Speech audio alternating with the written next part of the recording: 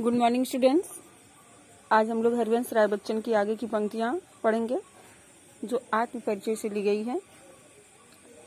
अभी तक आप लोगों ने पढ़ा कि कवि ने अपने व्यक्तित्व के बारे में बताया है कि किस तरह से कवि स्वयं को इस दुनिया वालों से अलग मानता है। मैं निज रोदन में राग लिए फिरता हूँ, शीतल वाड़ी में आग लिए फिरता हूँ। हो जिस पर भूपों के प्रासाद निछावर, मैं वह खंडहर का भाग लिए फिरता हूँ। मैं निज निज माने अपने, रोदन यानी जो जीवन के संघर्ष, जीवन की कठिनाइयाँ, राग माने प्रेम, प्रासाद माने महल, भूप माने राजा, निछावर माने समर्पित करना, न्यौछावर करना। कभी कहते हैं मैं अपने कष्टों व दुखों में भी अपने जीवन को बड़े प्रेम के साथ जीता हूँ। राग लिए फिरता हूँ और शीतलता प्रदान करने वाली आवाज के द्वारा, वाणी के द्वारा लोगों को प्रेम का संदेश देना चाहता हूँ। शीतल वाणी में आग लिए फिरता हूँ। शीतल वाणी में भले ही उनकी वाणी में शीतलता है, कोमलता है, मधुरता है, लेकिन उनके शब्दों में लोगों के दिलों में उत्साह एवं जोश जगाने की शक्ति है जो आग के समान ही प्रतीत होती है। हो जिस पर भूपों के प्रासाद निछावर, मैं वह खंडहर का भाग लिए फिरता हूँ। कब कहते हैं कि वे उनके आत्मविश्वास को बढ़ाना चाहते हैं, उनकी सोच को बदलना चाहते हैं, उनकी मानसिकता में परिवर्तन लाना चाहते हैं।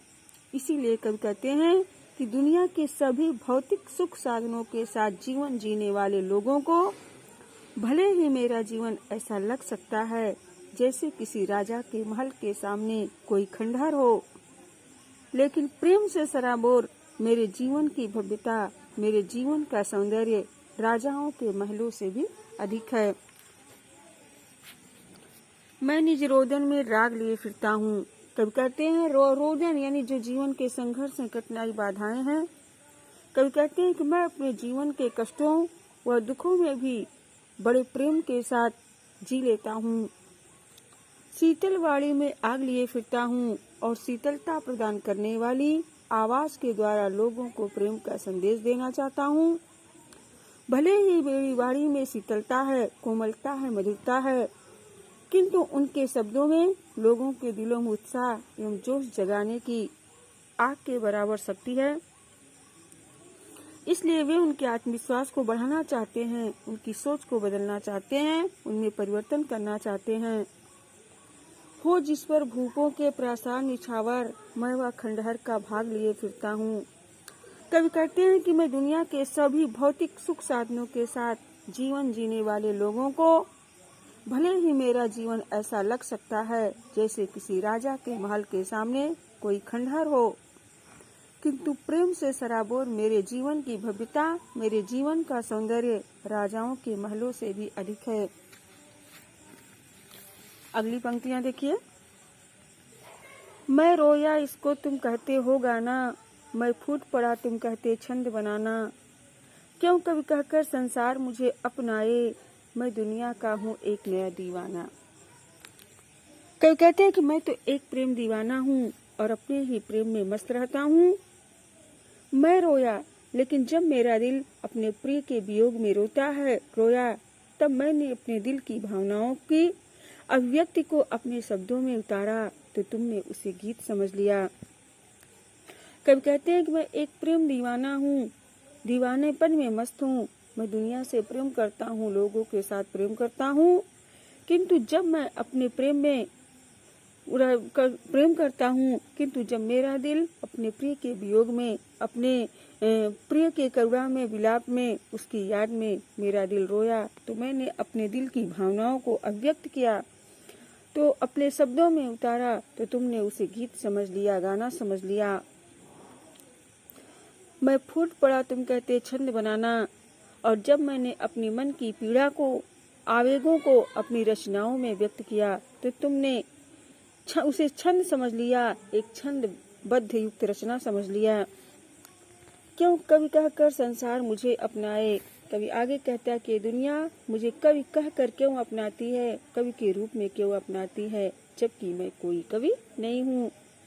मैं इस दुनिया में अपनी पहचान एक प्रेम दीवाने के रूप में बनाना चाहता हूँ और दुनिया को बताना चाहता हूँ कि प्रेम में मस्त रहकर कैसे जिया जा सकता है।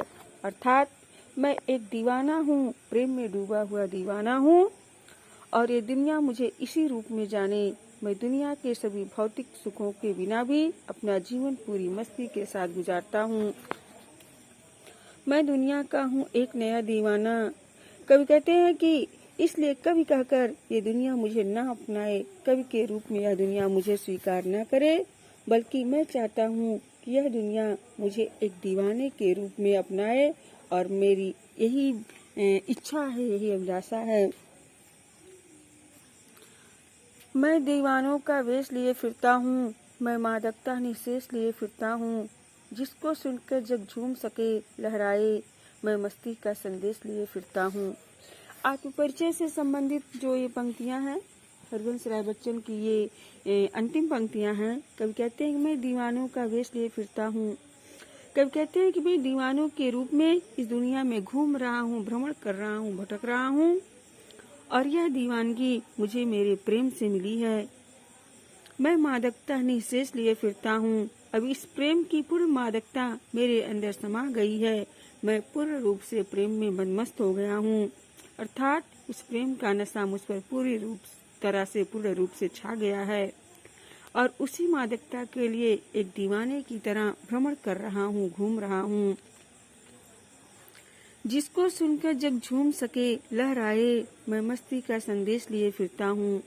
कभी कहते हैं कि मैं चाहता हूँ कि मैं जो मस्ती का संदेश लिए फिरता हूँ उसे दुनिया समझे और अपनाए और प्रसन्न होकर उस मस्ती में झूमे लहराए, दुनियादारी की इन चिंताओं से मुक्त होकर प्रसन्न हो सके।